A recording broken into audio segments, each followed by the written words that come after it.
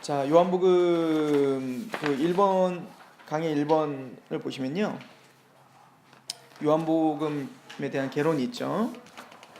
자, 요한 사도가 이 요한복음을 쓴 목적은 아주 분명합니다. 그죠? 우리 4페이지에 이제 가보시면 요한복음 20장에 보면 기록 목적이 아예 딱 써 있어요. 한번 볼까요? 요한복음 20장. 이게 요한복음의 기록 목적이기도 하면서 성경 전체의 기록 목적이기도 하죠. 자, 요한복음 20장 30절에 31절. 같이 한번 읽어볼까요? 시작.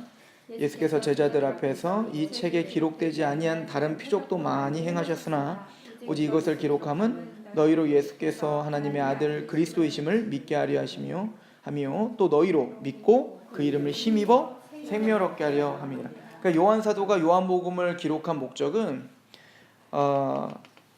예수님이 하나님의 아들이고 그리스도이심을 믿게 하려고 하는 것이고, 또 그 믿음으로 말미암아 그 이름을 힘입어 생명을 얻는 것.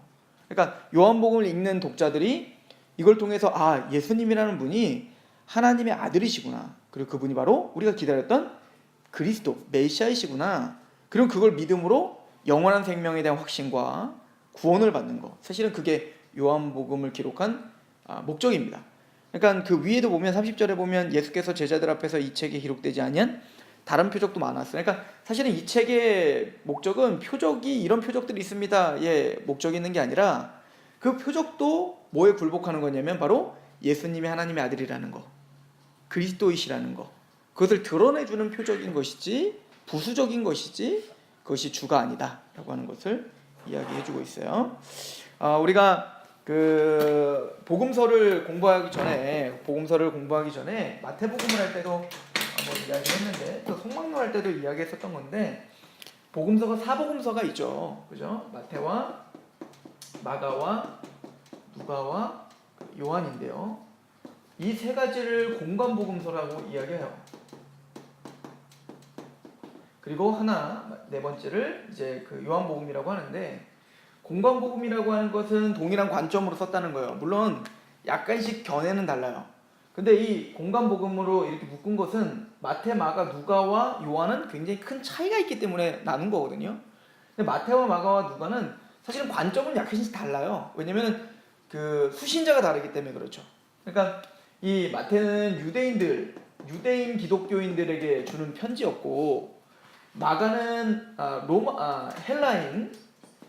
헬라 사람에게 주는 편지였어요. 그리고 누가는 로마 사람에게 주는 편지예요.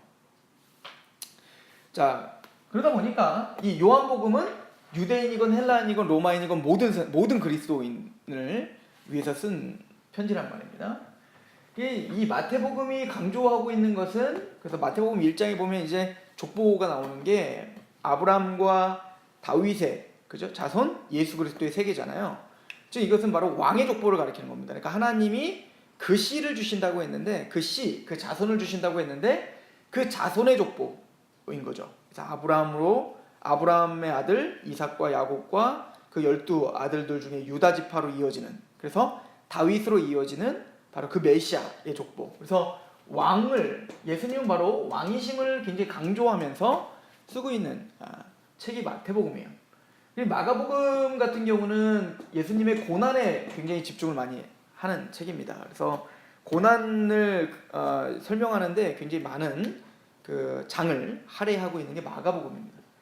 이제 또 누가복음은 바로 예수님은 사람이시고 온전한 사람, 그죠? 의인이심을 선포하는 책임을 이야기를 합니다. 그리고 요한복음은 보통 우리가 그래서 예수님은 바로 하나님이시다라고 하는 것을 강조합니다. 그러다 보니까 요한복음 1장 1절부터가 바로 그렇게 시작을 해요. 태초에 말씀이 계셨는데 그 말씀이 하나님과 함께 계셨는데 그 말씀이 하나님이시더라. 그러니까 이 말씀 자체가 바로 예수님이라는 뜻이죠. 그러니까 로고스, 그분은, 예수님은 바로 말씀이시다라고 이야기를 하고 있어요.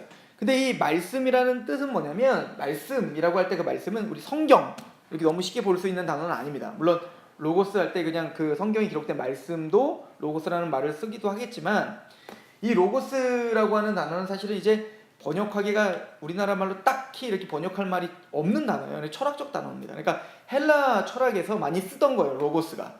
그러니까 우리로 말하면 그 한자로 말하면 도, 길도자 같은 거예요. 그러니까 어떤 도, 이치 뭐 이런 거죠. 우주적인 어떤 원리, 이치 뭐 이런 뜻이거든요. 바로 그 예수님께서 바로 하나님이 정해놓으신 어떤 길이고 진리고 생명이신 거예요. 예수님 자체가. 근데 그 길과 그 진리, 온전한 유일하신 그 길이시고 생명이신 그 로고스가 언제부터 있었냐면 예수님이 이 땅에 오실 때 그때 하나님이 만든 게 아니라 이미 창세 전부터 태초부터 예수님은 함께 계셨다는 거예요. 그죠? 예수님이 육체로 거하신 거는 이제 성육신을 입으신 이때부터지만 예수님 존재 자체는 언제부터 계셨다는 거예요? 태초부터 계셨다라고 이야기를 하고 있는 거죠. 그래서 태초부터 계셨던 그 예수님, 말씀 되시는 그분 자체가 근데 또 뭐래요?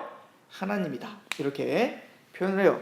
그래서 이제 그 요한복음은 그 하나님 되심을 조금 더 구체적으로 설명하는데 요한복음 1장을 한번 가보시면 1장 3절에 그래서 그 태초부터 계셨던 그 말씀 그분은 바로 하나님이신데 그래서 2절에 그가 태초에 하나님과 함께 계셨고 만물이 그로 말미암아 지은 바 되었으니 지은 것이 하나도 그가 없이 된 것이 없다. 그러니까 이 말씀은 창조자입니다. 그죠? 그래서 예수님은 예수님으로 말미암아 창조하신 창조자이다라고 하는 것이 선포예요. 그러니까 요한복음은 예수님은 바로 그리스도고 하나님의 아들이신데 그 그리스도의 하나님의 아들은 누구시다? 하나님이시다. 이것을 이제 전제로 시작되어지는 거예요. 이 요한복음은.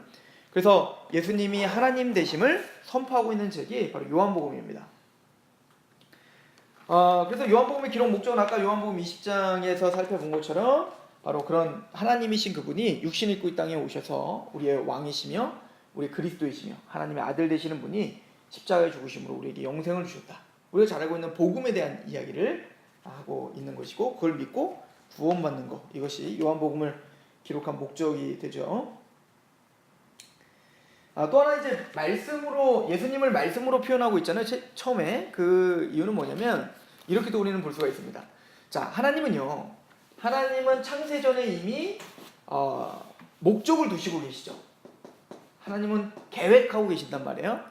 이 계획과 이 목적은 사실은 만세 전에 감춰졌던 거예요. 그러니까 아무도 알 수가 없어요. 하나님만 아시는 계획이고 하나님만 아시는 목적인데요. 하나님이 우리 인간들에게 보여주시는 만큼만 그 목적과 계획을 알 수 있어요. 그걸 우리는 뭐라고 하냐면 계시라고 해요. 그죠? 그러니까 우리는 인간의 노력과 어떤 열심으로는 절대 하나님을 알 수가 없어요. 하나님이 무엇을 목적하는지, 무엇을 계획하는지, 아니 하나님 존재 자체를 몰라. 그죠? 그러니까 하나님은 선지자들을 통해서 특별 계시를 줍니다. 그죠? 일반 계시와 특별 계시가 있다는 거 아시죠? 일반 계시는 그냥 불신자들이나 신자들이나 모두에게 동일하게 주는 계시예요. 그러니까 어떤 자연 계시라고 하죠. 특별 계시를 선지자를 통해서 하나님께서 계시하십니다. 이게 뭐죠? 구약입니다. 구약을 통해서 하나님은 하나님의 목적, 하나님의 계획, 하나님이 어떤 분이신지, 인간을 왜 창조했는지 이런 특별한 하나님의 뜻을 우리에게 보여주셨다고요. 그게 계시예요. 그런데 우리가 잘 아는 것처럼 누가복음 24장에 있는 말씀처럼 모세의 율법과 선지자의 글과 시편에 누굴 기록했다? 나를 가리켜 기록했다. 표현하죠. 예수님이 자기 자신을 기록했다는 거 아니에요? 특별히 뭐라고요? 이 누가복음 나중에 24장에 보시면 나를 가리켜 기록한 말이 이루어져야 한다는 그 말이 이루어졌는데 바로 성경대로 내가 고난을 당하고 성경대로 3일 만에 부활한 것, 그리고 이 복음이 땅끝까지 온 세상에 전파되어야 하는 것, 이것이 기록됐다는 거예요. 어디에? 구약 전체. 그러니까 선지자들을 통해서 하나님은 그 모든 하나님의 목적과 계획을 선포했는데 그 구약 전체가, 그 말씀 전체가 누굴 가리켜 기록해요? 예수님. 그래서 태초에 말씀에 계셨는데 그 말씀이 육신 입고 이 땅에 거하셨다는 말씀은 이렇게도 우리는 해석이 가능하다는 얘기인 거예요. 즉 구약 전체의 하나님의 목적과 계획, 하나님의 구속사를 이제는 하나님이 그 말씀으로 전해주신 그 말씀을 이제 실제적으로 우리에게 보여주신 거예요. 우리에게 정말로 성취시켜 주신 겁니다. 그래서 말씀이 육신되어 우리 가운데 거하신다는 말씀은 그 구약의 말씀, 사실은 좀 더 확대한다면 구약이 있기도 전에 하나님의 비밀, 하나님의 마음 가운데 있었던 그 창조전부터 아무도 알 수 없는, 이거는 천사도 알 수 없습니다. 이거는 어떤 사탄도 알 수 없는 그 비밀이거든요. 그 비밀을, 그 말씀 자체이신 그 예수님이 이 땅에 오신 거예요. 그러니까 예수님 자체는 바로 하나님의 말씀이시다, 이렇게 우리는 표현을 하게 돼요. 나중에 보면 이제 이런 거와 연결해서 보면 에베소서 강해 우리 할 때 또 봤지만, 에베소에 보면 교회에 대한 이야기를 하는데, 우리가 예수님으로 말미암아 구원받고, 우리가 창세전부터 하나님이 예정하시고 예수님의 십자가로 우리가 구속받고 성령님이 우리 임쳐주시고, 그래서 새로운 공동체로 불러주시고, 그리고 우리가 하나님의 성전으로 지어져 가고, 이런 이야기들이 있잖아요. 그런 이야기들을 해가면서 사도 바울이 무슨 얘기를 하냐면, 하늘에 있는 권세자들과 통치자들에게, 이건 뭐죠? 그 하늘에 있는 천사들을 가리켜요. 사탄까지도 다 포함한 그런 영적 존재들에게 교회를 통하여 하나님의 각종 지혜를, 그 비밀의 지혜를 알려주신다는 거예요. 그러니까 천사들도 지금도 배워가고 있는 거예요. 뭐를 통해서? 이 말씀이 성취되어 가는 걸 통해서. 특별히 그 성취의 어떻게 보면 그 정점엔 누가 있죠? 예수님이 계시고, 그 예수님의 몸인 교회를 통하여 지금 사탄이나 천사들도 다 배우고 있는 거예요. 하나님의 그 각종 지혜에 깜짝깜짝 놀래고 있는 거죠. 그렇죠? 그래서 그 예수님은 바로 그 말씀의 성취이시며 말씀 자체이시다라고 하는 말이고요.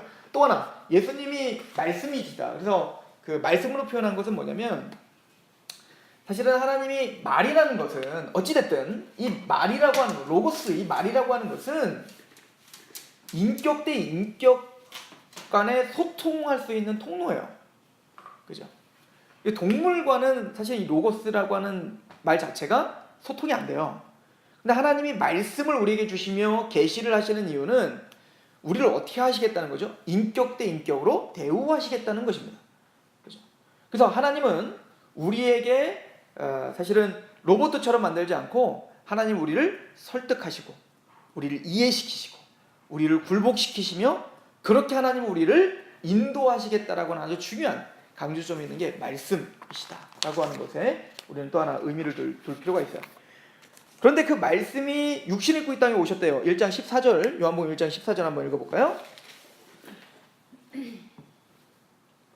벌써 이제 첫 번째 주 끝난 거예요. 이제 두 번째 주로 갔어요. 1장 14절 같이 한번 읽어봅시다. 시작. 말씀이 육신이 되어 우리 가운데 거하심에 우리가 그의 영광을 보니 아버지의 독생자의 영광이요 은혜가. 사실 이 한 구절이 너무너무 중요한 구절인데요.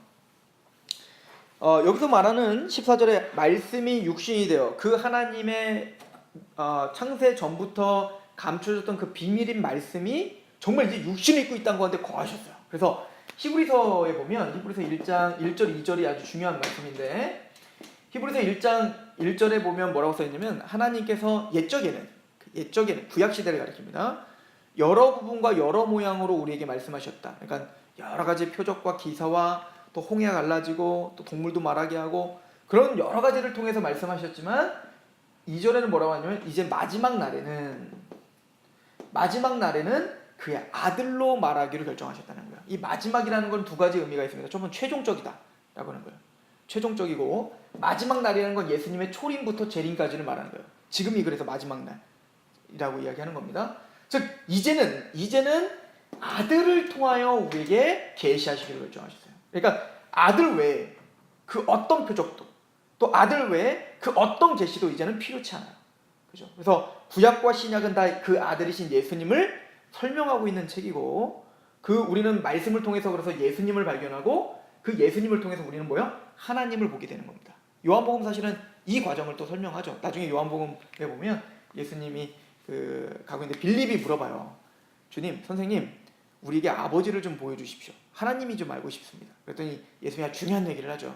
야, 빌립아, 내가 너희와 계속 있었는데 누굴 또 보이라고 하느냐? 나를 본즉 아버지를 보았느니라. 그리고 요한복음에 내가 길이요 진리요 생명이니 나로 말미암아 자가 아버지께 갈 자가 없다, 이렇게 딱 못을 박는 거죠. 자, 그런데 말씀이신 예수님이 육신을 입고 이 땅에 거하셨는데요. 여기 보니까 뭐라고 써 있냐면, 이 거하시다라고 표현하게 있죠. 우리 안에 거하심에. 그런데 이 거하시다라고 하는 단어가 스케노라고 하는 단어예요. 스케노라고 하는 단어인데 이 단어가 바로 장막을 치시다 이런 뜻이에요. 장막을 치시다. 이걸 그냥 한국어 성경은 의역한 거예요. 하나님이 예수님께서 이 땅에 장막을 치시다 하면 좀 이상하니까 예수님이 이 땅에 오시되 이 땅에 거하셨다라고 하는 걸 의역한 거예요. 근데 사실은 직역을 하면 굉장히 신학적인 의미가 되는 겁니다. 그래서 장막을 치신다라고 하는 이 단어는 광야 시절에 성막을 쳤던 그 내용을 연상케 하는 단어죠. 우리 계시록 7장 한번 보실래요? 계시록 7장.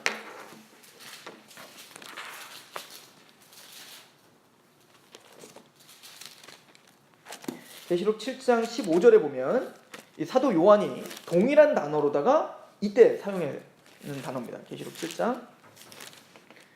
우리 15절. 자, 우리 14절 15절 한번 읽어볼까요? 시작. 내가 말하기를 내 주여 당신이 아시나이다 하니 그가 나에게 이르되 이는 큰 환난에서 나오는 자들인데 어린 양의 피에 그 옷을 씻어 희게 하였느니라.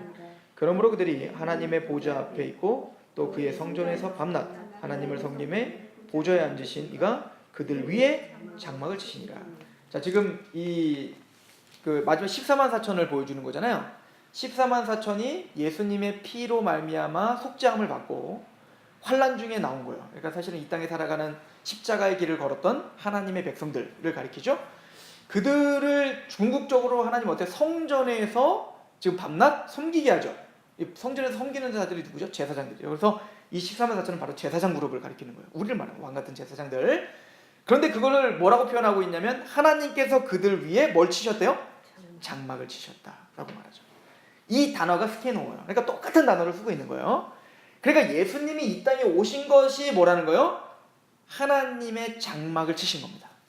예수님께서 이 땅에 거하심에 할 때 예수님께서 말씀이 이 땅에 장막을 치심에 이거예요. 예수님 자체가 하나님의 백성이 뭐가 되는 거예요? 장막을 치시러 오신 거예요. 예수님이 이 땅에 성육시하신 것부터가 뭐예요? 성전이신 거예요. 이걸 이해하지 못하면 이제 앞으로 요한복음을 이해할 수가 없는데요. 그래서 이 요한복음의 말씀이 이 땅 가운데 거하심에 할 때 성전을 치심, 그러니까 성막을 치시는 거죠. 장막을 치심에라고 이야기하고 2장에 제일 먼저 이제 뭐 나오는 거예요? 예루살렘 성전에 올라가서 이 성전 무너뜨려라 이 얘기하는 거예요. 왜일까요? 예수님이 성전이시기 때문에 그렇습니다. 이제는 그 성소는 누구기 때문에 그래요? 예수님 자체가 성소기 때문에 그래요. 여러분들 이게 요한복음은 대단히 재밌는 책이에요. 알면 알수록 너무너무 재밌는 책인데 이게 이미 선지자들이 예언했던 것을 그대로 요한은 성취됨을 설명하고 있는 겁니다. 에스겔서 하는 거예요.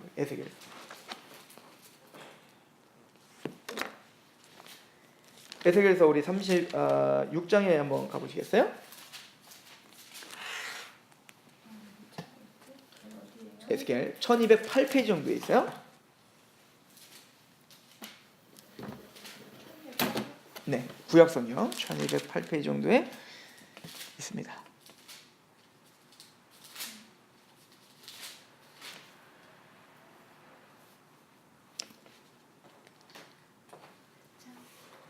자, 그 에스겔 36장에 가면 그 24절부터 보시면 제가 한번 읽어볼게요. 이거 뭐 저랑 거듭남할 때 아주 반복적으로 찾았던 말씀이에요. 그러니까 요한복음 나중에 3장에도 이거 다 연결되는 말씀인 거예요. 24절에 내가 너희를 여러 나라 가운데서 인도하여 내고 여러 민족 가운데서 모아 데리고 고국 땅에 들어가서, 물론 이거는 바벨론 포로에서 회복된다는 것을 한 것과 더 나아가서 새 언약 시대를 가리키는 예언입니다. 우선 거기까지 아시고 25절 어떤 일이 벌어지냐면 맑은 물을 너희에게 뿌려서 너희를 정결하게 하되 곧 너희의 모든 더러운 곳에서와 모든 우상 숭배에서 너희를 정결하게 할 것이고 또 새 영을 너희 속에 두고 새 마음을 너희에게 두되 너희 육신에서 굳은 마음을 제거하고 부드러운 마음을 줄 것이며 또 내 영을 너희 속에 두어 너희로 내 율례를 행하게 하리니 너희가 내 규례를 지켜 행할지니라. 그때 어떤 일이 벌어지죠? 28절 내가 너희 조상들에게 준 땅에서 너희가 거주하면 내 백성이 되고 나는 너희의 하나님이 되리라. 나는 너희 하나님이 될 거고 너는 내 백성이 될 거야. 이게 뭐냐면 창조 목적이에요. 그리고 성경 전체에서 하나님이 이루시고자 하는 목표입니다. 나중에 그래서 이제 계시록에 가면 새하늘과 새 땅 완성했을 때 이 말이 또 나와요. 내가 너희의 하나님이 되리라. 너희는 나의 백성이 되리라. 이 말이 나오죠.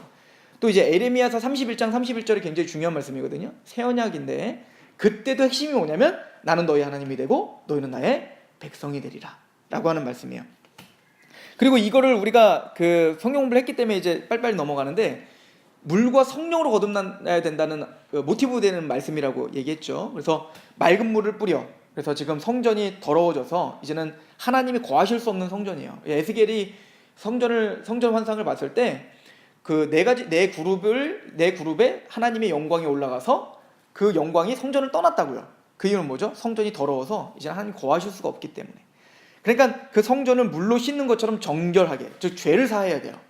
그런 다음에 마음이 부드러워지고 거기에 누가 임하셔야 돼요? 성령님이 임하셔야 돼요. 이거를 예수님이 뭐라고 표현하는 거냐면 요한복음 3장에 가면 물과 성령으로 거듭나야 된다는 얘기를 하는 거고요. 사도 바울은 이걸 뭐라고 표현하냐면 에베소서 1장 13절에 너희가 구원의 말씀을 듣고, 이거 뭐죠? 복음의 말씀이 선포되어서 정결하게 해야 된다는 얘기고요. 믿어, 이게 뭐죠? 마음이 부드러워지고 거기 뭐요? 성령의 인치심을 받았으니 성령에 함께 하신다. 그때는 너희가 내 백성이 되고 난 너희 하나님이 될 거야. 이 말을 하고 있는 건데, 이게 언제 일어날까요? 우리가 앞장으로 한번 가볼까요? 34장 한번 가보세요.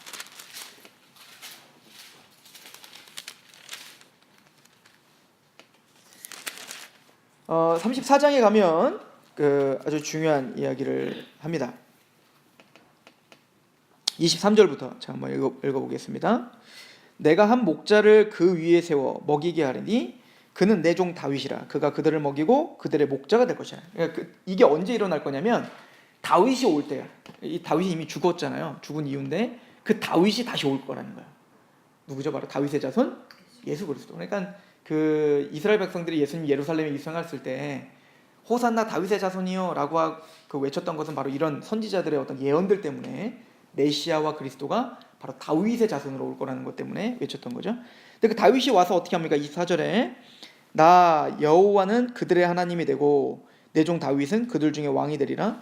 나 여호와의 말이니라. 내가 또 그들과 화평의 언약을 맺고 악한 짐승을 땅에서 그치게 하리니 그들이 빈들에 평안히 거하며 숲을 가운데 잘지라. 내가 그들에게 복을 내리고 내 산 사방에 복을 내리되 때를 따라 소낙비를 내리되 복된 소낙비를 내리리라 라고 이야기하죠. 그래서 그때가 되면 하나님이 우리의 뭐가 되신다는 거예요? 왕이 되어 주신다 라고 이야기를 해요. 우리 한 절만 더 하나 보고 갔으면 좋겠는데요. 잠시만요. 어디를 보시냐면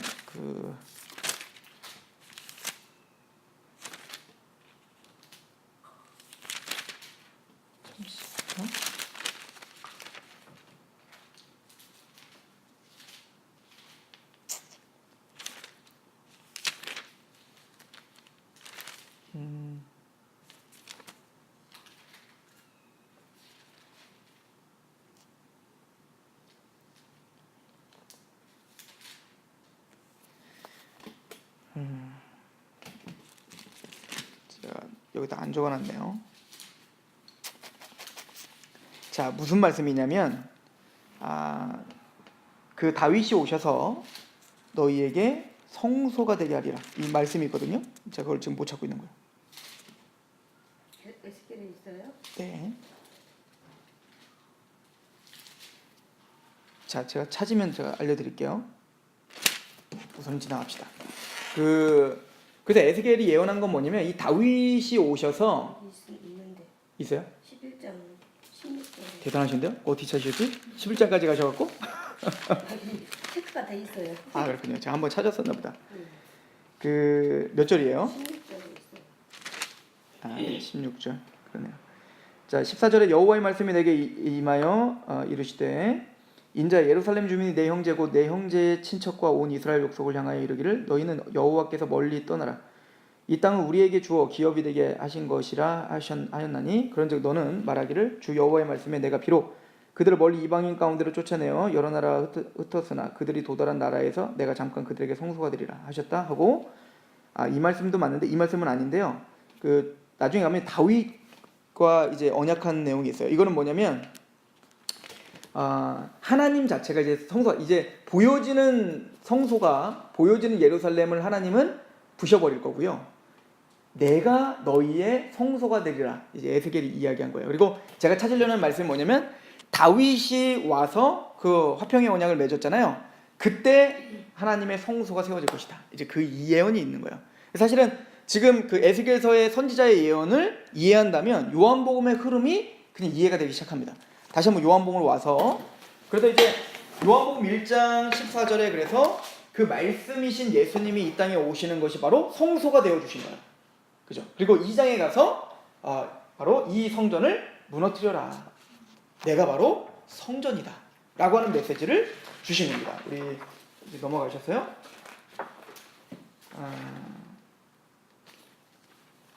일단 우리 그 8페이지를 한번 가볼게요. 또 이제 8페이지.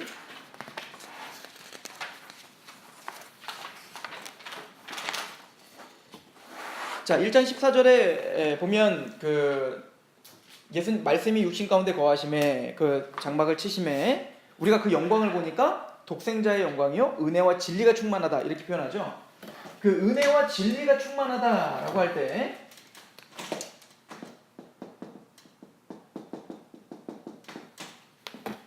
이 은혜라고 하는 단어는 바로 헤세드를 가리키는 거예요. 헤세드. 이 헤세드라는 단어는 언약적 은혜를 가리키는 거예요. 그러니까 이거는 하나님이 기분 좋으면 자비를 베풀어주고 기분 나쁘면 없애는 이런 자비가 아니에요. 이 헤세드라고 하는 이 단어는 언약적으로 반드시 주어지는 거예요. 이거는 취소될 수 없는 은혜를 가리키는 단어거든요.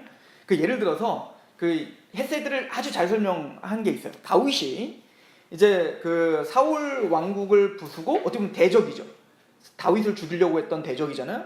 사울 왕국을 부숴버리고 이제는 그 장군들까지 다 싹 다 죽였어요. 그리고 그 다윗의 왕국이 아주 공고하게 통일 왕국이 세워졌단 말이에요. 근데 다윗이 제일 먼저 한 게 뭐냐면 이제 평안해졌을 때 제일 먼저 한 게 뭐냐면 사울 왕국 중에 남아있는 자가 있느냐 이런 걸 찾아본 거죠. 그때 무미보셋이라고 하는 그 요나단의 아들이죠.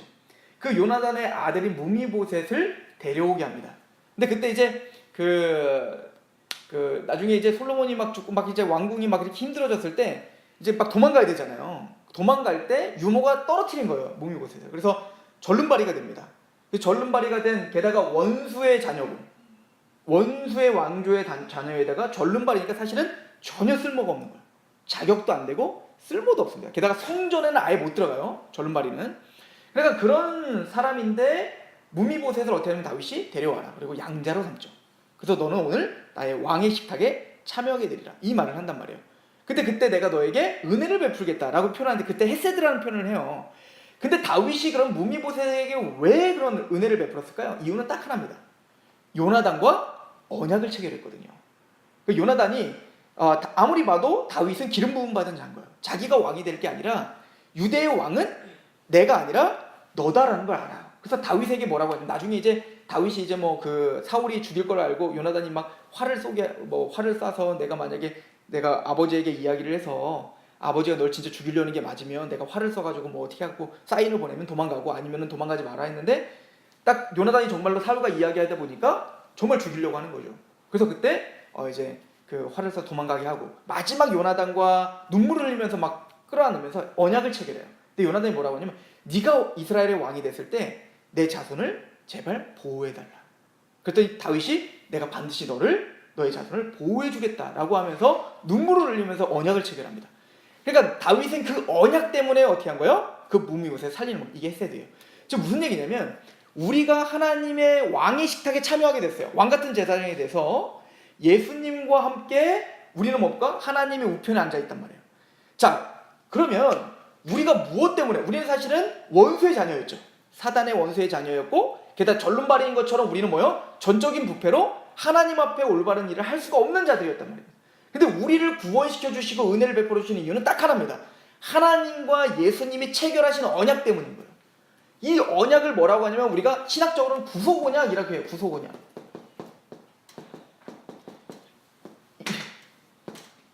이게 굉장히 중요한 언약이에요. 구속언약. 구속언약은 성부와 성자와 성령 하나님이 이 땅을 창조하시기 전부터 이미 체결한 언약. 이걸 구속언약이라고 이야기를 하거든요. 조직신학에서. 즉 예수님과 하나님이 만세전부터 체결한 그 언약 때문에 우리를 구원시켜 주시는 그 은혜. 이게 바로 은혜, 헤세드인 거예요. 그러니까 그 헤세드와 근데 예수님 안에 뭐가 가득해요? 은혜와 진리가 충만해요. 예수님 안에는 이거를 이제 구약에는 항상 얘기하는데요. 은혜와 공의, 은혜와 진리. 이게 항상 같이 가요. 그러니까 우리는 사실은 진리 앞에 서면, 진리 앞에 하나님의 공의와 하나님의 올바른 진리 앞에 서면 우리는 다 정죄받아야 됩니다. 그런데 우리가 진리 앞에 설 수 있는 이유가 뭐죠? 헤세드가 있기 때문에 그렇습니다. 우리가 그 법계를, 우리가 나중에 이제 성막론을 할 때에도 법계 하나만 보더라도요, 법계 안에 이 법계가 예수 그리스도를 상징하는 거 아닙니까? 하나님의 임재를 상징하는 것이고, 근데 그 법계 안에는 뭐가 있죠? 바로 십계명, 돌판이 있다고요. 진리가 있는 겁니다. 별 타협 없는 진리예요. 이 돌판 앞에 서면 우린 사실은 다 죽는 겁니다. 그런데 우리가 이 하나님 예수 그리스도 앞에 설 수 있는 이유는 그 돌판을 감싸고 그 위에 속죄소가 있단 말입니다. 이 속죄소는 바로 어린 양의 피가 뿌려지는 거예요. 그러니까 하나님의 그 은혜가 없다면 진리 앞에 설 수가 없죠. 그래서 은혜 위에 진리가 세워지고 진리 위에 은혜가 세워지는 거예요. 이 두 가지는 뗄 수가 없는 거죠. 그런데 이 두 가지 모두를 다 어떻게 보면 만족시킨 분이 계세요. 예수님입니다. 예수님은 그 율법을 온전히 지키신 진리 자체입니다. 그런데 또 그 예수님은 우리에게 율법 자체로 와서 우리를 죽이는 분이 아니라 그 안에 자기가 그 온전하신 진리 자체이신, 온전히 율법을 완성하신 그 진리 자체이신 예수님이 십자가에 본인이 직접 죽으심으로 우리를 건져주시는 은혜의 주님인 거예요. 그래서 이 십자가 외에는 그 하나님의 사랑과 하나님의 공의를 만족시킬 수 있는 게 없는 거예요. 왜 예수님이어야 되냐면 그 예수님만이 공의를 만족시켜요. 하나님의 진리를 만족시킵니다. 그 예수님만이 하나님의 사랑과 은혜를 만족시킵니다. 그래서 우리가 그 영광을 보매 은혜와 독생자의 영광이고, 이 독생자라고 하는 것은 어떤 그 유일하신이란 뜻인 거예요. 유일하신, 독특하신 이런 뜻인 거예요. 그러니까 막 그 아들이 하나밖에 없음, 물론 그것도 맞는 얘기지만 그거보다는 신학적인 의미는 뭐냐면 독특하시고 유일하시고, 그러니까 따라할 수 없는 거야. 그죠? 그 독생자의 영광이요, 은혜와 진리가 그 안에 충만해요. 그 얘기는 그 은혜와 진리가 온전히 만족되고 그 예수님 자체가 하나님께 영화롭게 하시는 거예요. 그죠? 그래서 그 예수님이 바로 우리의 은혜와 진리가 충만하신 그 하나님의 모든 사랑과 모든 그 진리를 만족시키시는 분이시다. 그리고 그분이 우리의 성소가 되어주셨다라고 하는 것을 이야기해주고 있죠. 요한복음 1장 14절부터 쭉 보시면, 말씀이 육신이 되어 우리 가운데 거하심에 우리가 그 영광을 보니 아버지의 독생자의 영광이고 은혜와 진리가 충만해요. 요한이 그에 대하여 증언하여 외쳐 이르되 내가 전에 말하기를 내 뒤에 오시는 이가 나보다 앞선 것은 나보다 먼저 계심이라 한 것이 이 사람을 가리킴이니라. 우리가 다 그의 충만한 데에서 받으니 은혜 위에 은혜로라. 자, 여기 보니까 이 구절이 또 중요하잖아요. 16절에 우리가 다 그의 충만한 데서 받으니 은혜 위에 은혜로라. 그 예수님 안에서, 그 은혜와 진리가 충만하신 예수님 안에서만 우리는 하나님의 은혜를 충만하게 받을 수가 있어요. 그리고 그 예수님이 뭐라는 거예요? 은혜 위에 은혜. 사실은 이거는 학자들마다 그래서 은혜가 뭐냐, 이 앞에 은혜는 뭐고 뒤에 은혜는 뭐지? 이거를 계속 논쟁해요. 가장 이제 유력한 거는 뭐냐면 모세의 율법도 은혜였습니다. 그죠? 하나님이 주신 은혜예요. 근데 그 은혜 위에 은혜를 부어주신 거다. 이렇게 표현하는 것이 가장 대세를 이루죠. 우리 그래서 8페이지를 P라고 하는 건데요. 8페이지에 B번에 보면 은혜 위에 은혜로라. 1번 율법에 더한 은혜를 받는 성도를 가리키는 거다. 그래서 구약의 율법도 은혜입니다. 그러니까 하나님이요, 율법을 우리에게 정죄로 주셨는데 율법을 주신 것도 은혜인 걸 우리는 알아야 돼요. 왜냐면 율법이 없다면 우리가 죄인인 걸 깨닫지 못해요. 율법이 없다면 하나님의 은혜가 얼마나 큰 건지를 인도하지 못해요. 그러니까 이 율법은 그 은혜와 진리가 충만한 예수님께로 우리를 데려가는 은혜인 거예요. 그래서 은혜 위에 은혜가 바로 예수님이신 거예요. 그 은혜를 덮어쓰는, 그 은혜의 완성이신, 그죠? 그래서 그리스도 안에서 우리가 그 안에서 하나님의 충만한 걸 누린다고 하잖아요. 그건 뭐냐면 바로 그 그리스도 안에서 우리는 하나님의 은혜를 누릴 수 있게 하는 그 두 가지 은혜. 첫 번째, 율법을 통해서 우리의 비참함을 깨닫게 하시고, 그리고 예수 그리스도께서 왜 우리의 은혜가 되시는지를 인도하시는 은혜인 거죠. 그래서 은혜 위에 은혜로라 라고 이렇게 해석을 많이를 하죠. 또 하나는 이제 3번을 보시면 은혜 위에 은혜를 증진시킨다 이러는데 A번 은혜를 충만히 받고 누리는 성도들은 다른 사람에게 봉사되어지는 은혜에 있는데요. 사도들은 은혜를 받아 서로 봉사하였고 그리스도를 통한 은혜를 모든 삶과 말로 선포하는 빛이 되었다. 그런데 우리는 은혜를 받은 자로서 우리는 또 은혜를 어떻게 하죠? 나눠주는 자가 됩니다. 그러니까 사실은 이 은혜 위에 은혜로라 이것을 이겁니다 이렇게 말할 수 있는 사실은 뭐 확답은 없어요. 그런데 우리가 구약과 신약 전체를 상고해 보건대 또 어떤 교리를 상고해 보건대 바로 은혜 위에 은혜는 바로 그 어떤 하나님의 율법을 통해서 주신 그 은혜 위에 그 예수 그리스도를 통해서 완성하신 은혜로 인도하시는 그 은혜를 가리키고 또 그 은혜를 받은 하나님 백성들이 그 은혜를 확장하고 또 그것을 선포하여 은혜를 나눠주는 것을 다 포괄하는 것을 우리가 보는 것이 마땅하다 이렇게 보는 것이 좋습니다. 자, 그리고는 이제 사실은 요한복음 1장에는 그 예수님을 소개하는 것과 세례 요한에 대한 이야기가 나오죠. 그죠? 그래서 세례 요한은 광야에서 외치는 자의 소리인데 사실은 이 광야에서 외치는 자의 이 소리 이게 사실은 우리가 걸어가는 길이에요. 사람들이 알아주지 않고 또 사람들이 어떻게 보면 대세인 그 당시에 이제 서기관과 바리새인들 그 사람들 율법주의에 얽매여서 성전 제사를 드리지만 참된 회개를 부르짖지 않죠. 그러니까 의리의리한 성전 속에서 하나님께 예배도 드리고 찬양도 하고 회개라는 말도 하는데 참된 회개를 하지 않는 거예요. 그 당시에 제사장과 바리새인들이. 근데 세례 요한이 하나님의 선지자로서 와서 뭘 외쳤죠? 세례를 외쳤다고요? 근데 그 세례, 물 세례는 바로 회개의 세례예요.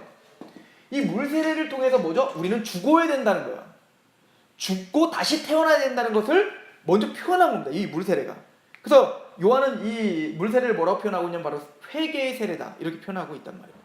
그러니까 세례 요한은 뭐를 선포했던 사람이냐면 회개를 외쳤던 사람이에요. 그러니까 천국이 가까웠으니 너네 회개해라. 그랬더니 바리새인과 서기관들이 막 세례 받으려고 그러니까 이 독사의 자식들아 내가 누가 너희들 뭐 세례 준다 그랬냐? 그러면서 이제 이야기를 하죠. 그러니까 이 세례 요한의 선포는 뭐냐면 바로 회개를 외쳤던 겁니다. 다른 말로 말하면 뭐 하냐면 다윗이 말했던 걸 한번 기억하시면 아주 쉬울 거예요. 다윗이요. 밧세바와 간음을 저지르고 우리아를 쳐 죽였잖아요. 그때 그 죄 가운데 있었던 그 상태에서 다윗이 나단의 책망을 받고 회개를 하게 됩니다. 그때 썼던 그 시편에 보면 뭐라고 이야기를 하냐면 하나님은 번제와 제사와 예물을 기뻐하지 않는다는 거예요. 근데 그 번제와 제사가 뭐예요? 회개잖아요. 사실은 죄사함을 위한 어떤 제스처가 종교적인 행사가 바로 제사거든요. 근데 하나님은 그 제사 원하지 않는다는 거예요. 하나님이 원하시는 제사는 상한 심령이라 이런다고요. 그러니까 하나님이 진짜 원하는 회개는 겉으로 표현된 어떤 제사, 이걸 원하는 게 아니라 정말 너희 마음 안에서부터 할례를 받고 너희 마음 안에서부터 죄됨을 깨달아 하나님 앞에 통회하며 돌아오는 거. 이걸 원하는 거야. 어찌 보면 다윗이 말했던 그것을 선포했던 사람이 세례 요한이었던 거예요. 너희들 바리새인과 서기관들아, 너희들이 종교적인 행세를 하고 말씀을 안다고 하고 또 의리의리한 성전에서 제사도 드리지만 너희들 마음에는 상한 심령이 없다 이 얘기를 하고 있는 거죠. 세례 요한이 선포했던 건 뭐죠? 내가 알려준 그 메시아를 통해서 메시아기로 돌아오는 회개를 해라 이 얘기를 한 거예요. 그래서 너희들 성전에 들어가서 그렇게 양 잡고 그렇게 막 제물 드리고 이게 진짜 회개가 아니라 예수님께 세례를 준 이후에 세례 요한이 예수님 쑥 지나가니까 뭐라고 하죠? 보라, 세상 죄를 지고 가는 하나님의 어린 양이로다. 그 예수님께 돌아오는 게 회개다. 이걸 사실은 선포한 게 세례 요한인 거예요. 그래서 요한복음에는 그 세례 요한이 바로 그런 이야기들을 하고 있는 것을 볼 수가 있죠. 그래서 1장 29절부터 보면 이렇게 말해요. 29절에 이튿날 요한이 예수께서 자기에게 나오심을 보고 이르되 보라 세상 죄를 지고 가는 하나님의 어린 양이로다. 그래서 사실은 이것도 어떤 학자들은 또 이렇게 푸시는 분들이 있어요. 세례 요한이 사실은 제사장인 거 아세요? 그 사가랴가 제사장이었잖아요. 그 제사장은 원래 대물림이에요. 그렇게 따지면 요한이 첫째 아들이었잖아요. 그러니까 세례 요한은 당연히 제사장인 거예요.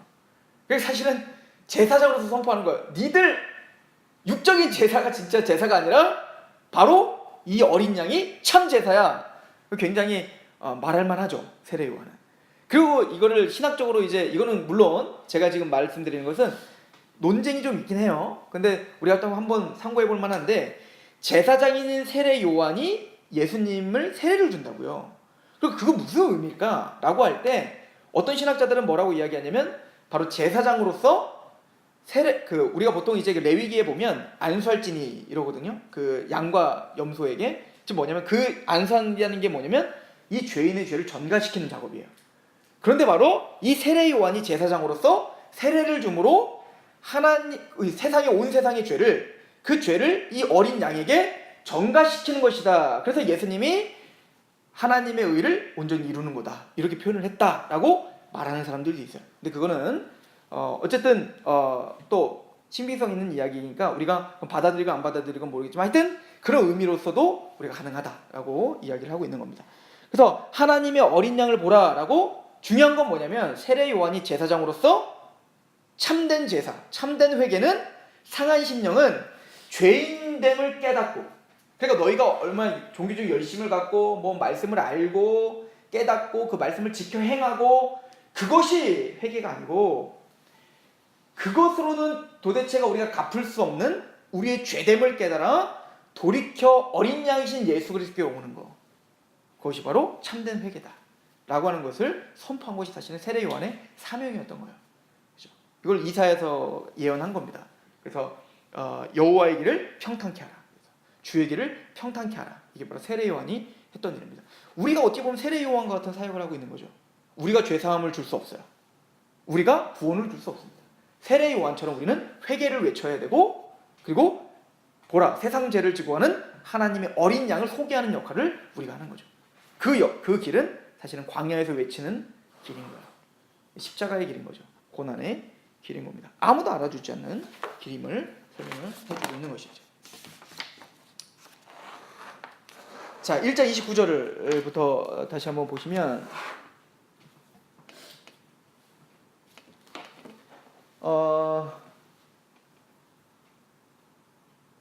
자, 그리고 이제 35절부터 보면 요한의 이제 제자들 이야기가 나오는데 이건 넘어가도록 할게요. 그냥 넘어가고요. 2장으로 이제 갈게요. 2장에.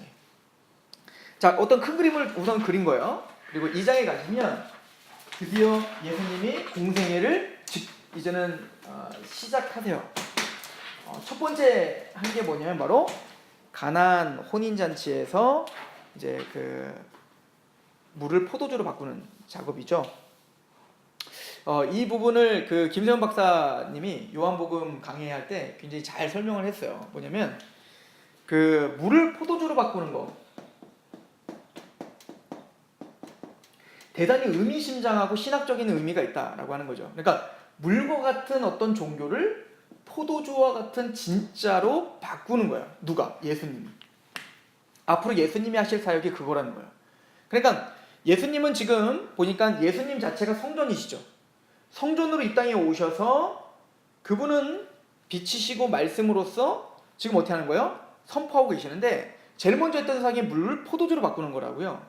그 얘기는 뭐냐면 물과 같은 유대교를 이제는 뭐예요? 진짜 포도주와 같은 그 잔치의 가장 핵심인 잔치에 포도주가 빠지면 안 되는데 그 잔치의 핵심인 물은 그 잔치에 뭐예요? 실망을 주고 부족한 거예요. 그래서 진짜 그 잔치 혼인잔치의 핵심인 포도주로 바꿀 수 있는 분 그분이 바로 예수님이에요. 그래서 이 이야기와 맞물려서 바로 뭐가 이어지는 거냐면 성전 청결 사건이 일어나는 거예요.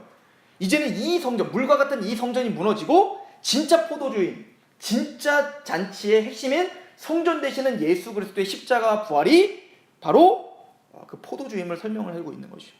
그래서 2장의 그 가나안 혼인잔치 비유가 그 비유가 아니라 그 기적이 나온 다음에 13절부터 바로 어떤 얘기가 나오죠? 바로 성전을 깨끗하게 하시다. 그래서 다른 복음서에서 없는 그 신학적 의미를 사도 요한은 거기에 딱 덧붙입니다. 이 성전 청결 사건이 어떤 의미가 있는지. 그래서 이제 그 19절부터 보면 이렇게 표현되어 있죠. 요한복음 2장 19절 한번 읽어볼까요? 19절부터 22절까지 시작. 예수께서 대답하여 이르시되 너희가 이 성전을 헐라 내가 사흘 동안에 일으키리라. 유대인들이 이르되 이 성전은 46년 동안의 지역권을 내가 3일 동안에 일으키겠느냐 하더라. 그러나 예수님은 성전된 자기 육체를 가리켜 말씀하신 것이라. 죽은 자 가운데 살아나신 후에야 제자들이 이 말씀하신 것을 기억하고 성경과 예수께서 하신 말씀을 믿었더라. 예수님이 십자가에 죽으시고 부활하신 이후에야 이 말씀이 뭔지 알았던 거예요. 예수님이 부활하신 육체가 바로 성전이구나. 이제는 보여지는 성전은 성전이 아니구나. 근데 그러니까 오늘날 교회에서 건물을 성전이라고 하는 것이 얼마나 바보가 아니고요. 예수님의 사역을 모독하는 겁니다. 이거는 하여튼 안 될 일이에요. 만약에 성전을 건축 이런 말 쓰면 안 되고 예배당 건축 이 정도로 하면은 가능하겠죠. 성전 건축 많이 쓰잖아요. 잘못된 거죠. 거의 성전건축이라고. 우리 원조교회도 성전 건축. 다 그렇게 해요. 근데 이거는 신학적으로 무지해서 그런 거예요. 사실은 성전 건축이라는 말을 하면 돼요. 성전 건축은 뭐냐면 성전 건축이라는 말 굳이 쓰고 싶다면 성도를 세우는 걸 성전 건축이라고 해야 됩니다. 우리가 성전이에요, 이제. 그러니까 구원을 받아 우리가 성장하고 한 몸이 되어가고 성전으로 지어져 가는 것. 이게 성전 건축이에요. 사실은 성전 건축이라고 우리가 말을 한다면. 그러니까 사실은 성전 건축이라는 미명하에 그 학계와 이 말씀들을 가지고 이제 막 성전 건축할 때 막 이제 막 동기부여한다고요. 편벽한 집에서 너희들은 의리의리한 집에서 살고 그래 성전은 그렇게 허물어지게 냅두냐? 그러면서 너희들은 그렇게 잘 먹고 잘 살면서 성전 건축 안 할래? 이런 식으로 자꾸 이제 협박하는데 이거는 내가 보기에는 이거는 성경을 대단히 다시 유대교로 가자는 거와 똑같은 겁니다. 근데 재밌어요. 이거는 아예 감리교단은요. 아예 건물이 성전이에요. 아예 교리적으로 아예 거기는. 그러니까 이거는 굉장히 무지한 거죠. 그 성전건축이 에베소서에 나온 말씀으로 성도 하나하나가 세워져 가느니라 그 말씀이. 그게 성전 건축인 거죠. 그럼요. 우리가 성전으로 지어져 가는 거. 그 말을 쓰기는 해야 되네요. 성전을 건축하라는 말을. 그렇죠. 네. 그 건물의 의미가 아니라. 필요에 건물이 따라 아니다. 필요에 그죠. 근데 필요에 따라서 이제 이런 구절들을 막 성전 건축에 막 그 건물에 막 치중해서 이거는 카톨릭으로 가자는 것이고 더 나가서는 유대교로 가자는 거예요. 예수님 헛되이 죽으신 거죠. 이단이죠. 당신이니까. 그렇지? 자, 아무튼 그래서 성전 건축이라는 말은 함부로 쓰면 안 된다라고 하는 말을 한 겁니다.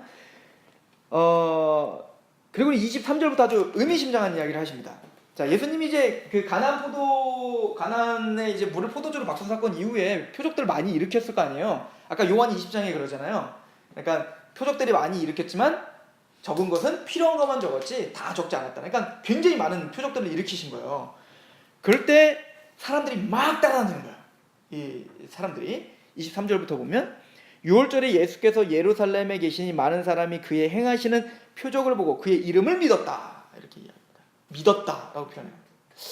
자, 여기서 믿음이라는 단어를 우리는 그래서 잘 생각해야 돼요. 믿어요. 믿음 맞아, 믿음. 그러니까 요한은요, 이 성경에는 믿음이라는 단어를 쓸 때 구분해서 쓰지 않아요. 참된 믿음과 거짓 믿음을 구분해서 쓰지 않고 그냥 똑같은 피스티스라고 그냥 딱 쓴다고요. 그러니까 이 믿음이라는 단어를 여기서 믿었다니까요, 진짜. 예수님 믿었어요. 근데 뭘 믿었냐면 그냥 표적을 믿은 거예요. 그죠? 예수님이 뭔가 능력이 있구나. 아, 하나님 보내셨구나. 표적을 일으키는구나. 끝내주는구나. 그러니까 막 예수님을 막 쫓아다니는 겁니다. 그래서 믿었어요. 예수님 믿어? 그럼 이 사람들 다 뭐 했을까요? 예수님 믿지? 그럼 또 따라다닌 거겠죠. 그때 예수님 뭐라고 하죠? 24절에 예수는 그의 몸을 그들에게 의탁하지 아니하셨으니 이는 친히 모든 사람을 아시고. 이거 뭐죠? 참된 믿음이 아니라는 거죠. 근데 이 말씀을 하시고 3장에 니고데모를 만나요. 자, 지금까지 봤던 내용들과 그리고 이 믿음에 대한 내용과 3장을 연결해서 봐야 되는데, 자, 지금까지 요한복음 1장 2장까지 오면서 하는 얘기가 뭐였죠? 예수님이 바로 말씀이시고 육신 가운데 임하시고 그분이 하나님이신데 육신을 입고 이 땅에 오셔서 십자가에 죽으시고 부활하신 것 자체가 그분이 우리의 장막이시고 우리의 성전이세요. 그러니까 보여지는 성전이 참 성전이 아니야. 그리고 물을 포도주로 바꾼 것처럼 이제 유대교가 아니라 이제 참된 종교인 기독교가 시작됐다고요. 새 언약이 시작됐다는 얘기예요. 꼭 그거는 세례 요한이 선포한 것처럼 이제는 어떤 보여지는 어떤 행사를 통해서 제사함을 받는 게 아니라 상한 심령으로 예수께로 돌아와야 돼요. 그죠? 그런데 지금 예수님을 따라다니고 있는 사람들은 모두가 다 이 내용을 이해하지 못하고 보여주는 표적과 능력. 왜 예수님을 따라다니면 내가 뭐요? 배부르고 신기하고 뭔가 예수님을 따라다니면 또 뭔가 떨어질 것 같은 거야. 내 삶이 뭔가 윤택해지고 내가 뭔가 약간 어떤 그 초월적인 능력이 그에게 있으니까 그거를 갖고 싶은 겁니다. 그거를 주실 수 있는 분이라 믿고 따른 거예요. 그런데 예수님은 그 믿음을 거짓 믿음이라고 지금 말하고 있죠. 그런데 지금 누가 오냐면 니고데모가 온다고요. 근데 그 니고데모도 보면 그 표적을 보니 라고 말하고 있어요. 그러니까 지금 이 무리들과 니고데모는 다를 것이 전혀 없죠. 근데 우리는 여기만 보면 어떤 생각이 들죠? 아, 이 사람들 뭔가 무식한 사람들인가 보다. 뭔가 막 광신자들, 막 무식하여 성경도 하나도 몰라서 막 표적과 기사만 막 쫓아다니는 사람들이었나 보다. 근데 그거에 대한 대답이 아니다. 니고데모 봐라. 니고데모는 어떤 사람이에요? 바리새인 중에 바리새인이죠. 말씀을 알고 있는 사람이죠. 말씀을 철저히 지켜 행하려고 했던 열심히 있는 사람이죠. 그러나 그도 이 무리와 같이 거듭나지 못한 사람이에요. 그럼 어떻게 회개해야 되죠? 우리가 어떻게 회개할 수 있습니까? 그 성전 대신 예수님께로 어떻게 돌아갈 수 있죠? 거듭나야 된다는 거예요. 그 얘기를 하고 있는 겁니다. 자, 그래서 요한복음 2장에 성전에 대한 이야기를 했습니다. 그리고 요한복음 1장에 예수님이 바로 장막이라는 이야기를 했습니다.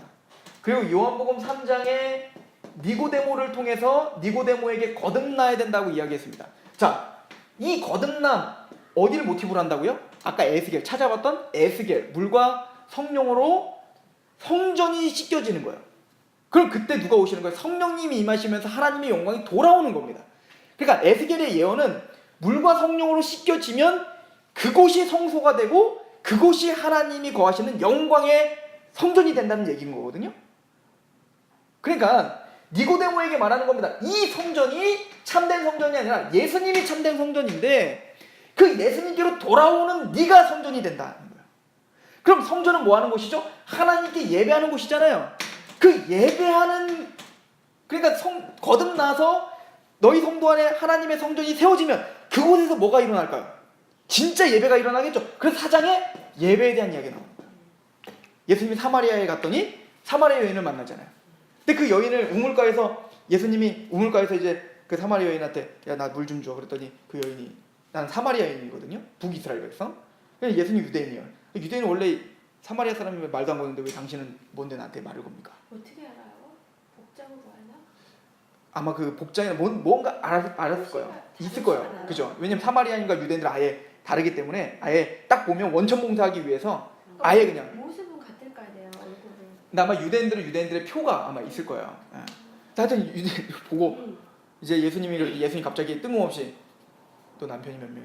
그랬더니 나 남편 없는데 없다는 게 말이 맞지. 사실은 나 그래서 막 알아맞추니까 갑자기 막 점쟁이처럼 알아맞추니까 혹시 선지자 이렇게 말을 하죠. 그랬더니 그러니까 선지자를 여러분들도 모세나 바울을 만났어.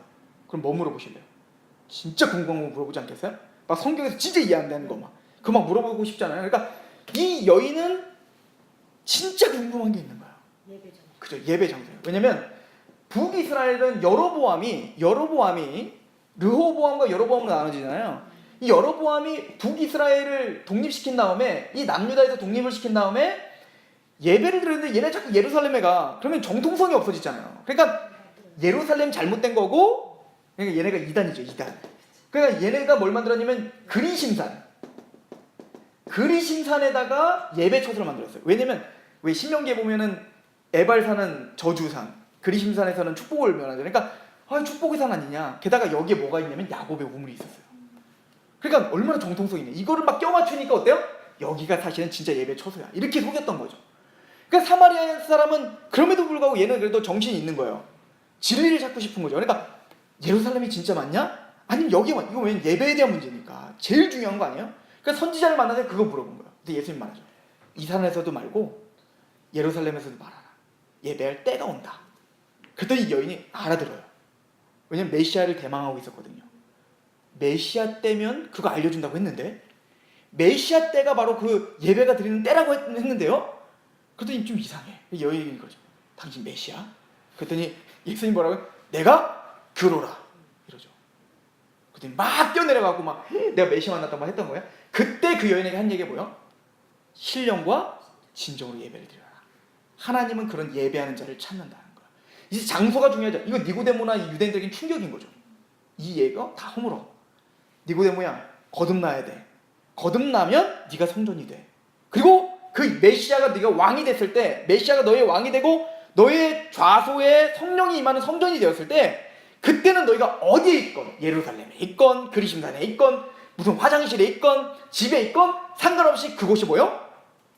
예배 장소야. 예배의 때가 온다는 거죠.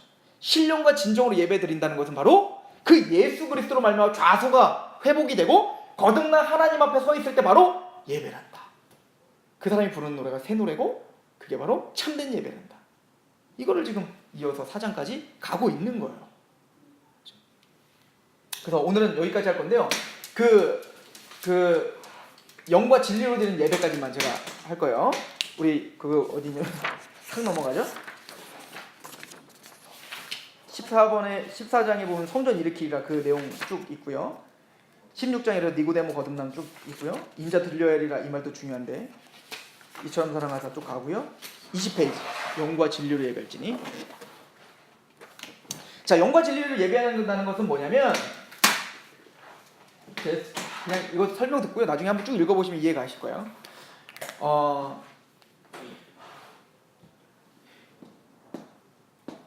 이건 지금 성경 공부할 때 많이 했었죠, 그죠?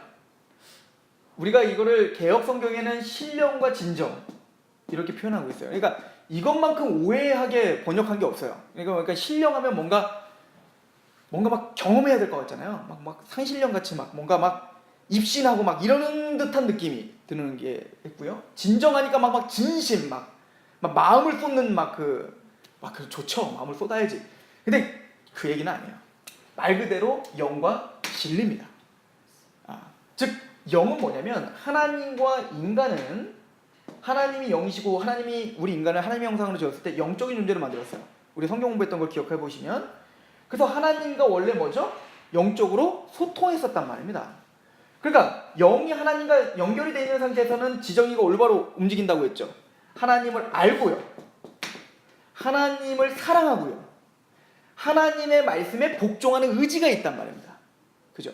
즉 하나님과 인간이 영적으로 연합이 되어 소통할 때 우리는 하나님을 진짜 알고, 그죠? 그리고 하나님을 사랑할 수밖에 없고 마음을 다하고 뜻을 다하고 목숨을 다하고 사랑할 수밖에 없고 하나님의 말씀에 순종할 수밖에 없는 상태가 돼버려요. 이게 영적으로 하나님과 연결된 예배예요. 이 온전한 상태가 누구였었죠? 원래는 아담이었단 말입니다. 그러니까 아담은 원래 에덴 동산에서 우리처럼 막 찬송가 부르고 막 성경 찾고 막 성경 강해하고 이러지 않아도 말하는 게 예배였고 걷는 게 예배였고 그냥 모든 삶이 예배였어요. 왜? 내가 사랑하는 걸 하면 그게 하나님이 사랑하는 거야. 그러니까 우리가 원래 추구해야 되는 예배는 여기까지죠. 그래서 너희가 먹든지 마시든지 무엇을 하나님의 영광을 위하여 하라. 그러니까 단순히 일주일에 한 번 드리는 그 예배가 진짜 예배가 아니라 그것도 진짜 예배죠. 그 예배뿐만 아니라 우리는 그 예배를 일주일의 삶의 예배를 가지고 오는 거예요. 이게 우리가 추구하는 예배거든요. 자, 그런데 우리가 그 영적인 예배가 끊어졌다고요. 왜 그랬죠? 하나님과 인간을 영적으로 죄와 사탄이 이거 끊어버렸단 말입니다. 단절됐단 말입니다. 그러니까 우리는 어떻게 됐어요? 하나님을 모르게 됐어요. 무지하죠. 총명하죠. 아까 집사님 말한 것처럼 아무리 설명해도 다원주의자는 죽어도 안 믿잖아요. 이거 무슨 설득을 하고 설명을 해도 이게 안 믿어진다고요. 99가지가 궁금하다고 해서 99가지를 설명하면 100가지가 또 궁금한 거예요. 그러니까 절대 우리 인간의 힘으로는 뚫을 수 없는 죄와 사단의 권세가 우리를 가로막고 있었던 겁니다. 그래서 로마서 1장 18절에 보니까 불의가 진리를 가로막고 있는, 즉 죄가 하나님의 진리를 가로막고 있는 자들에 대하여 진노하고 계신다는 거 아니에요? 또 고린도후서 4장 4절에 봤던 이 세상 신이 믿지 아니하는 자들의 마음을 혼미하게 하여 그리스도의 영광의 복음의 광채가 비치지 못하게 한다는 거 아니에요? 그러다 보니까 어떻게 될까요? 하나님 사랑할 수가 없죠. 이기적인 존재가 되죠. 그 요한복음 4장에서 우리가 말했잖아요. 총명이 어두워지고 무지해짐으로 마음이 굳어져 생명에서 떠나 있도다. 그래서 욕심의 방탕이 방임하여 욕심대로 행했다. 이렇게 말을 하죠. 그러니까 하나님을 모르니까 하나님을 사랑하기보다 나를 사랑하는 이기적인 존재가 됩니다. 그러니까 어떻게 해요? 하나님 말씀대로 사는 게 아니라 내 뜻대로 살죠. 내가 왕이고 내가 하나님이고 이게 선악과 따먹은 결과라고 했잖아요. 선악의 판단의 기준 나라고. 자, 이런 상태는 뭐죠? 예배가 깨져버린 상태죠. 그러니까 이런 상태에서는 예루살렘에서 드리건 그리심산에서 드리건 모두가 다 예배가 아니라는 거예요. 세례 요한이 그래서 말하는 겁니다. 상한 심령을 회개하라는 거예요. 어떻게요? 근데 어떻게 그러면 우리가 영적으로 하나님과 다시 하나 될 수 있을까요? 예수 그리스도를 통해서죠. 메시아를 통해서. 예수님의 십자가를 통해서 사단의 권세가 깨졌고 예수님의 십자가를 통해서 죄의 권세가 깨졌다고요. 그럴 때 우리는 하나님과 연결이 되고 하나님 알아먹기 시작해요. 하나님을 사랑한다고요. 그 십자가의 사랑 때문에 감격이 돼서 하나님을 노래를 부르게 된다고요. 그 십자가의 감격 때문에 물론 우리는 실수하고 넘어지지만 그 사랑 때문에 어찌하든 하나님의 말씀대로 살고자 하는 그 열망함이 생긴다고. 이게 예배자의 마음인 거예요. 이게 영으로 드려지는 예배입니다. 진리는요. 그분이 바로 길이요 진리요 생명이에요. 그 진리로 말미암아 우리가 예배가 되는 거예요. 즉 하나님의 말씀, 온전하신 하나님의 말씀을 감격하고 거기에 감동하여 드리는 예배. 이게 영과 진리 드리는 예배라고요. 그러니까 영과 진리 드리는 예배는 다른 게 아니야. 바로 메시아예요. 십자가를 온전히 이해하는 거, 거듭나는 거, 구원받는 거. 그래서 그 니고데모에게 이야기한 이야기를 다음에 바로 예배에 대한 이야기가 나온 겁니다. 거듭나야 예배할 수 있다는 얘기예요. 거듭나야 너희가 성전된다는 얘기입니다. 이게 3장을 중심으로 해서 2장과 4장을 연결해서 우리가 확인하는 겁니다. 그리고 이 모든 것을 하나님이 해주시는 그 핵심은 뭐냐면 말씀 되시는 예수님이 이 땅에 거하시는 겁니다. 십자가에서 죽으시고 부활하시는 이것이 우리의 장막을 치시는 겁니다. 그렇죠? 이게 요한복음 1장부터 4장까지 어떻게 보면은 우리가 쭉 사실은 뭐 자세하게는 못했지만 어떤 큰 흐름이 이렇게 진행이 되는 겁니다. 자, 오늘 질문하실까요? 목사님, 니고데모는 그럼 그 전에는 거듭나지 않았으니까 구원받지 못했다는 얘기죠? 못했죠. 아예 구원 못 받았죠. 예수님을 제일 몰랐죠. 그러니까 재밌어요. 그러니까 니고데모는요. 우리가 거듭남할 때 그래서 우리가 자세히 배우잖아요. 니고데모는 하나님 말씀대로 살으려고 했고 그러니까 다른 외식하는 바리새인과도 달랐어요. 니고데모는. 더 열심히 했던 거죠. 그죠. 근데 그 니고데모는 열심만 있었지 예수 그리스도를 또 믿었어. 어떻게? 그 무리들이 믿었던 것처럼 그냥 표적으로 거듭나질 못했던 거죠. 그래서 예수님을 거듭나야 된다. 그러니까 어떻게 거듭나죠? 그랬더니 아주 중요한 복음을 전해주죠. 예수님이 어떻게? 내가 요한복음 3장 16절 하나님이 세상을 이처럼 사랑하사 독생자를 주셨으니 이는 저를 믿는 자마다 멸망치 않고 영생 얻게 하려 하십니다. 이 복음을 거듭남을 위해서 예수님이 니고데모에게 주신 복음입니다. 그죠? 우리는 이 구절을 외우는데 이게 누구에게 준 말인지도 어떤 흐름인지도 모르잖아요. 그죠? 그리고 굉장히 중요한 얘기를 해요. 이처럼 사랑하사 할 때 그 위에 뭐라고 하냐면 모세가 뱀을 광야에서 들은 것처럼 인자도 들려야 돼. 이게 무슨 얘기냐면 들려야 된다는 것은 자 예를 들어서 우리가 성막론을 배웠잖아요. 우리가 유일하신 분이신 예수님을 통과하여 들어갔을 때 제일 먼저 막다트리는 게 뭐냐면 번제단이에요. 근데 그 번제단은 놋으로 쌓여져 있어요. 근데 그 놋이 어떻게 쌓여져 있냐면 민수기에 보면 고라와 다단이 반역을 저지릅니다. 우리도 레위 지파인데 왜 아론만 제사장 할 수 있지? 우리도 제사장 할 거야. 그랬을 때 하나님이 그때 3,000명을 죽여버립니다. 그러면은 3,000명을 죽이면 그 모든 백성들은 하나님을 겁내고 아론과 모세의 권위를 세워야 될 거 아니에요? 근데 이놈의 백성들이 어떻게 하냐면 얘네 3,000명 죽였다고 다 니들 때문에 죽었다고 이거야. 그래서 하나님이 어떻게 하냐면 이번엔 얘들 싹 다 죽이자. 그러니까 모세가 아론 보고 너 빨리 향로 갖고 가서 빨리 제사 드려. 그랬더니 하나님이 재앙을 떠나가게 해요. 근데 그걸 통해서 모든 백성들에게 뭐죠? 아론의 제사장 권위, 하나님이 택하신, 그러니까 아론이 얘들을 거룩해서 택한 게 아니에요. 근데 하나님의 택하신 그 아론의 제사장 직분이 얼마나 능력 있는지 보여주죠. 그리고 어떻게 하냐면 그 고라 자손들의 향로를 다 뺏어다가 녹여서 그걸로다가 번제단을 쌓아요. 그리고 거기에 여호와 기념하라 이렇게 딱 써요. 그러니까 이스라엘 백성들이 죄를 지을 때마다 양을 잡아갖고 온단 말입니다. 와서 제일 먼저 막다뜨리는 건 뭐죠? 번제단의 놋이에요. 뭘 볼까요? 우리가 죽어야 되는데 원래 고라 자손이 볼 거 아니에요. 거기에 고라만 죽은 게 아니라 누구도 동참했죠? 나도 동참했다고요. 내가 만역죄라고. 내가 그러니까 원래 그 번제단 위에 올려져서 태워지는 건 양이 아니라 누구여야 돼요? 나야 되는 거예요. 근데 나 대신 누가 올라간 거예요? 양이 들려진 거예요. 그래서 번제단에 뜻은 올려지다는 뜻이에요. 우리의 죄가 올려지고 또 하나님의 그 불이 올라와 그 죄가 타서 올려지는 거예요. 하나님께 화목제물로 올려지는 거예요. 이게 번제단의 뜻이거든요. 그런 것처럼 예수님은 사실은 십자가에 나무에 달렸어요. 근데 이것도 다 복잡하죠. 신명기에 보면 나무에 달린 자보다 저주를 받을 자 예언이 있다고. 그러니까 예수님이 그 안상홍진에 그래요. 야 니들 십자가 왜 매달고 다니니? 만약에 총살 당하면서 총 매달고 다닐래? 뭐 교수님은 밧줄 달고 다닐래? 바보예요 바보. 구약에 이미 예언돼서 예수님 총살로 죽으시면 안 돼요. 예수님 교수형으로 죽으시면 안 되는 거예요. 십자가로 죽으셔야 되는 거예요. 왜냐면 신명기에 그렇게 예언이 됐기 때문에 그래요. 즉 나무에 달린 자면 저주를 받는데 예수님은 원래 저주를 받으실 이유가 없다고요. 원래 우리가 달려야 된다고 거기. 근데 예수님 대신 올려주 이처럼 사랑하사 독생자를 주셨어요. 이는 저를 믿는 자마다 멸망적 명세. 그러니까 우리의 죄를 위해서 대신 올려주신 그 예수님을 믿음으로 우리는 구원받고 거듭난다. 이 복음을 전한 거죠. 그 감격이 있을 때 예배자가 되는 겁니다. 니고데모는 구원받지 못했던 겁니다. 그리고 니고데모는 이때 구원받습니다. 그래서 그 구원받기 전에 모습을 보면 3장 1절에 보면 니고데모 언제 찾아오냐면 밤에. 왜 밤에 찾아오죠? 바리새인이니까. 이거 죽는 일이에요. 바리새인이 예수님 찾아왔다는 것 자체가 굉장히 큰 핸디캡이 된다고요.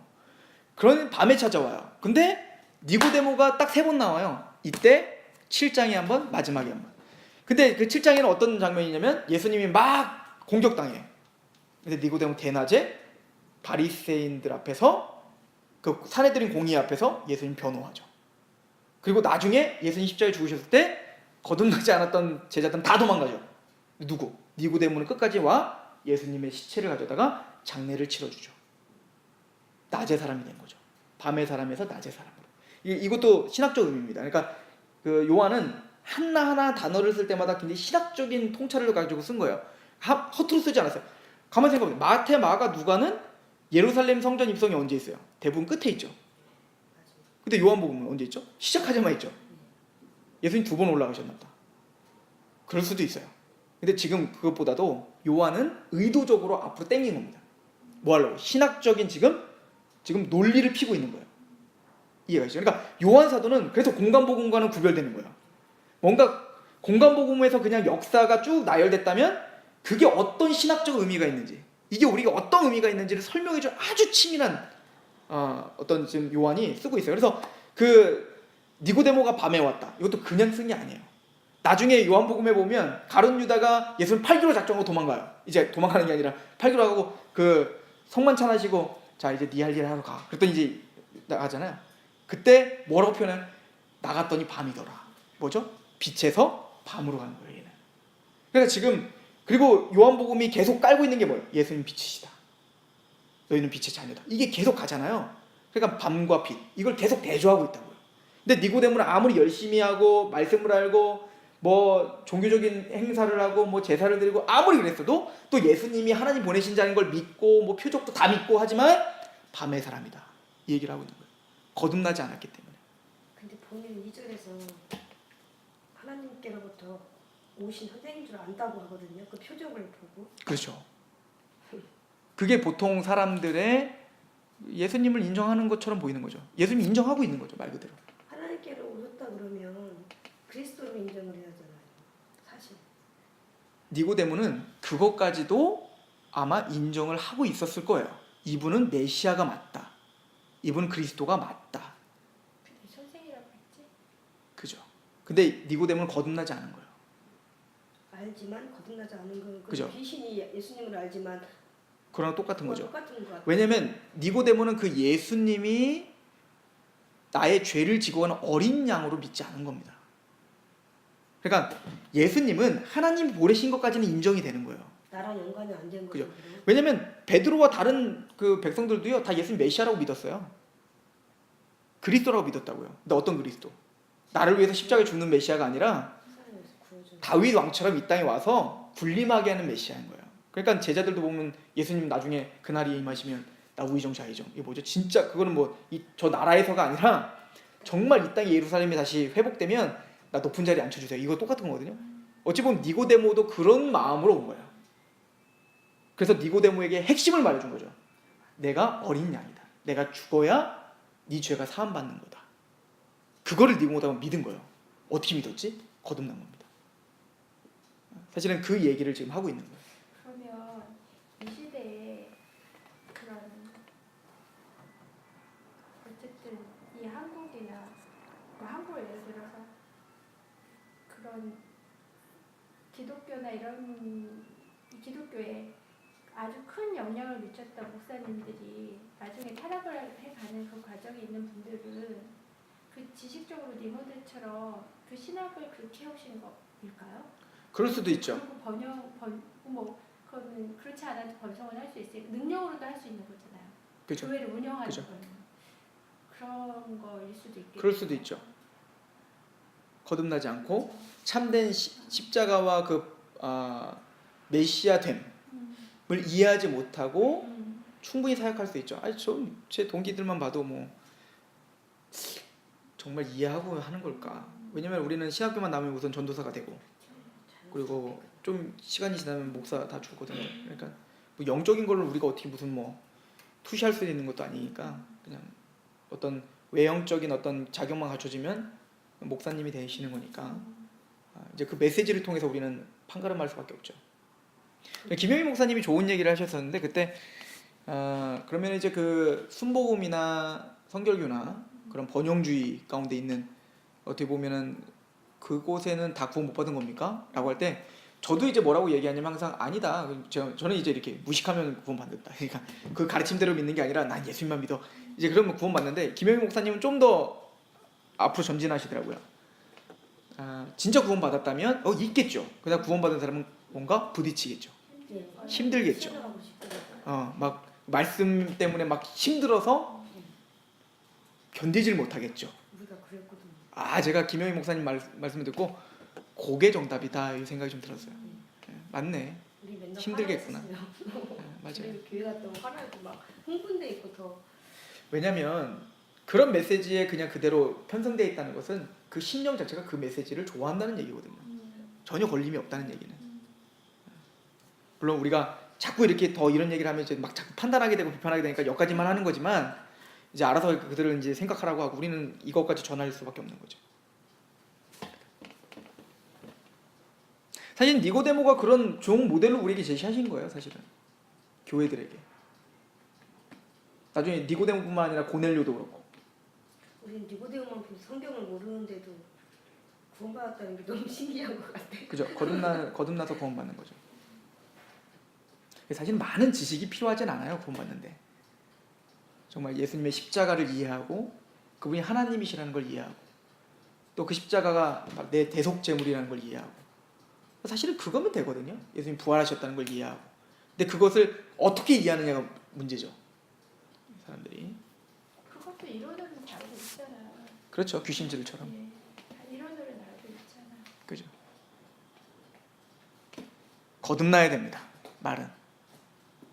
근데 참 그런 예를 들어서 이렇게 목회하시는 목사님들이나 이런 분들은 정말 니고데모처럼 완전히 삶을 다 여태까지 예를 들어서 50대라고 60대라고 하면 그 60년의 삶을 다 이렇게 부정해야 되는 거잖아요. 그렇죠. 그건 정말 진짜 그게 그래서 거듭나는 게 다시 태어난다는 게 힘들죠. 네, 그런 의미일 것 같아.